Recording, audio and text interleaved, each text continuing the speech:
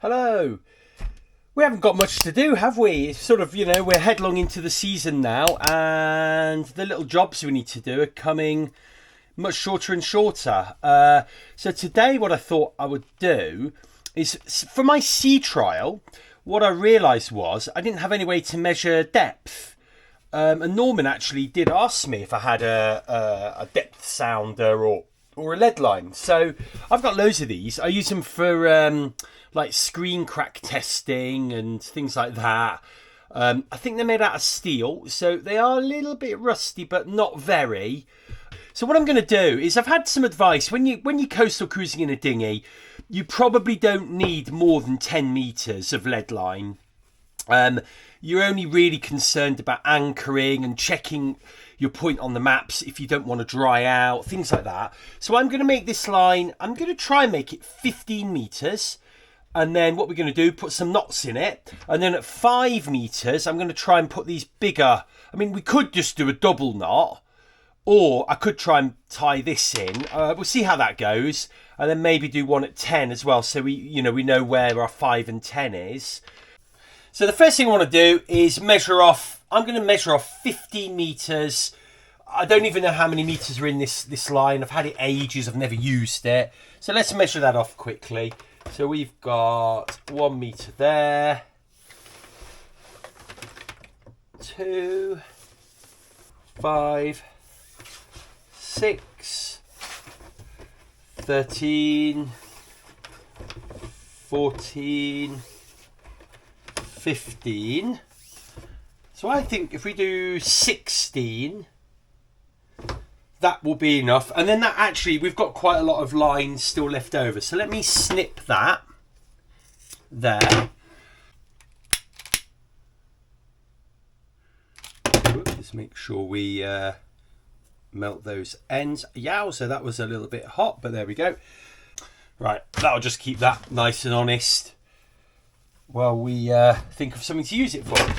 Okay, so next job, we need to start measuring a metre, and every metre we're going to tie a little knot.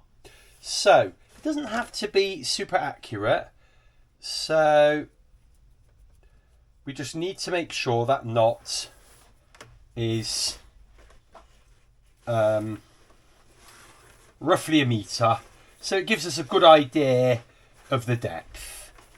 Right, and I'm thinking I did this 60 metres because you probably take, I don't know, a metre, half a metre, I don't know, oh God, where are we going here?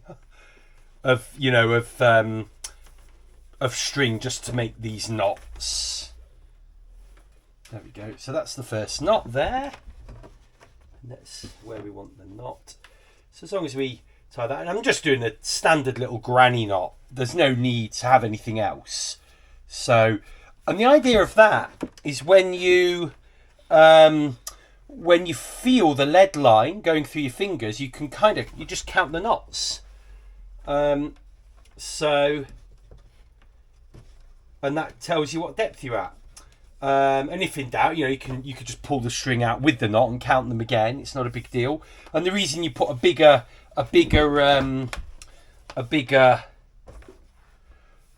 knot or a slightly different knot on the 5 metre marks is just because so you don't lose count, so you've hit the 5 metre and you can kind of start counting again. Just makes it easier to count. Yeah, this has got tangled. So just going to adjust these knots slightly.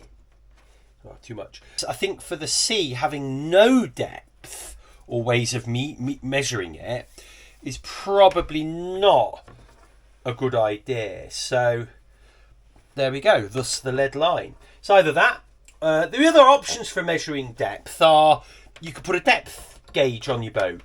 I've seen loads of luggers have got depth gauges, don't take much energy, so you can run them from your battery, no problem.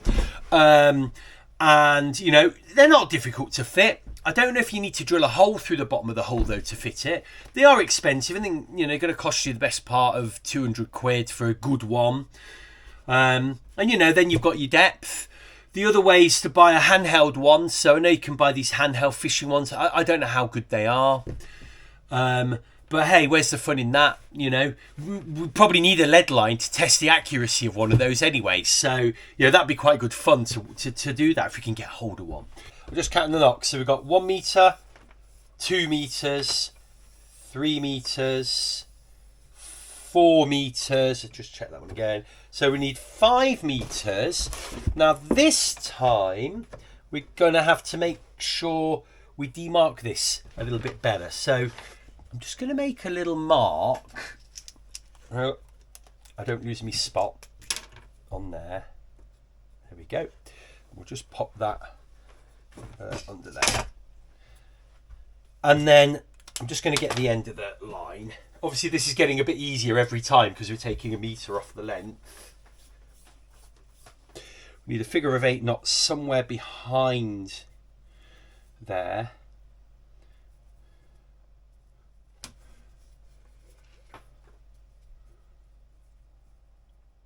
I'm just trying to work out how we do a figure 8 knot like that. There we go.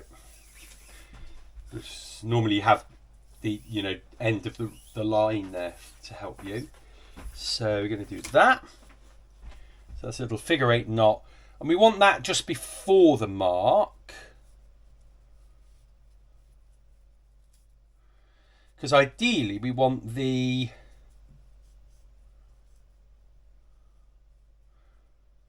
let's make sure where we do that. I think that is about there, So ideally we want that bang on the metre. It's a little bit over, so let's just shuffle that down a tickle. We put that over there. Just be careful not to burn your fingers if we're whizzing it through super quick. Let's make sure that's seated. Yeah, that's it. That's not going anywhere, is it, that? We'll check the length again. Yeah, look at that. It's a tickle short, but it doesn't matter. It will be on the metre when we put the other knot the other side. And then all we've got to do now is do the figure 8 knot this side just to lock that bead in place. I think I've done a figure 8 knot there. It looks about right. And then the good thing about figure 8 knots are they're quite malleable. You can sort of, untie them and tighten them up a little and work them in. I mean, that's okay. It's a little bit of movement there, but that's okay. Right, so there we go. We've got to 10. At the moment, I've just put 1 bead on, and I know this is, it's a Sharpie, but we can just put 10 on that one. And then we can put 5 on that one. I don't know how long that's going to last, especially in the sea, but it doesn't wipe off, you can see. So we've done 10 meters now, and we're just going to see how many more we can do. There we go. So I think that will be 14. So we can just go back to this one. That'll be 10, 11, 12, 13, 14. Oh, 15. So we actually need to put a little bead on that one as well, don't we, really? And then what I was going to do at the top here was just do a nice big handle. So I'll just make it out of a bowline knot. And then this bowline, you can attach that to a cleat on the boat. That's the idea. And then so you don't lose your line, because once it's over the side, if you let go of it, then you're in trouble, aren't you? You've lost it, really. And there you can see that line's all tidied up now, ready to rock and roll. Just need to get it on the boat, and we're there. So I had a clip on my boat that was for my in fact, I'm going to show you show it to you if I can find it. There it is. I got a spare one. I just threw it away. This little clip would go under the thwart on the boat, and it was designed to have my Jetboil clip to it. But also, some accessories. Ideally, I'd love my little tablet to go on there. However, it just didn't fit. First of all, I didn't realise the thwart is angled downwards slightly. So the tablet was kind of like this under the thwart. And it was too close to the thwart as well. So it wouldn't really click in. So what I needed to do was bring this out and sort of tilt it up. So here is bracket Mark II, and as you can see, compared to the one that's a right angle, this one I think was 10 or 15 degrees higher, and I done it so you can bring it out slightly, so you can see the holes will be like that as well, so it's brought out a little bit better. So that will be more like that, and then the Jetboil should be fine, but then the tablet will actually now stick on there really well. What we've now got to do is stick a new one of these on, because the other one's actually on the boat. Just so I'd show you, I've actually been to Clark Marine, it turns out. It's an eBay purchase, and these are the smallest Faileads I can find, and they're really hard to find, and actually Sea-Screw discontinued them. So I bought these online, and it turns out they were from Clark Marine. You often don't really know who you buy from on eBay, do you? But thought I'd share that with you. They were quite good value for money, and I haven't even checked these guys out yet, but they do have sort of various shackles and all kinds of stuff actually. Lots of buckles and connectors, sort of stuff, shackles, these things, turnbuckles, so loads of metalwork again. Might be worth a view. Who knows? So they're going to go in the box. They're going in the box, ready for when we need them. I'm just filling up this bucket, so we can just run the engine through and flush it out. I should have done this when I got home, and I didn't. I did wash the engine, so I gave it a good old wash. But I didn't flush it out. So, I'm doing it now. So, now's better than never. I just realised I got no fuel in this engine. So that's not going to work, is it? I put all the spare fuel in the car yesterday. Right. Been to the garage, got a little bit of fuel, and I put it's hardly registering on here. There's not even a litre in there. But it'd be a good test to see if the pipe will still pick that up. So let's connect this up. There's that. And then put this in here. Oh yeah, you can feel the fuel going in. That's brilliant. Choke on. Just check we're out of gear. This you just leave, and then we just give it a little pull. But I do need two hands to give it a pull, because otherwise I just pull this over. So I can try get my foot on there and give it a quick pull.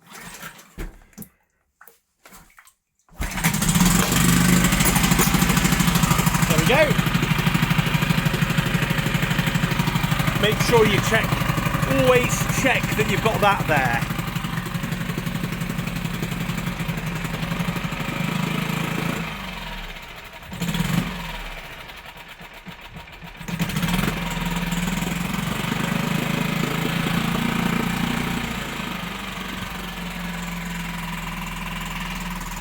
Just got the door open, it's filling up with fumes in here. It's because we've got the choke on, that's off now. We're just ticking over.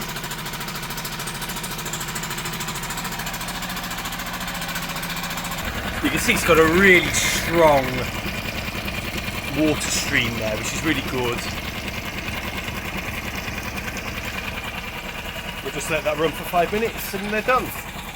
Taken the fuel pipe off to let the engine run out of fuel. So if you let it run out of fuel, you won't get any fuel stuck in the carbs, things like that.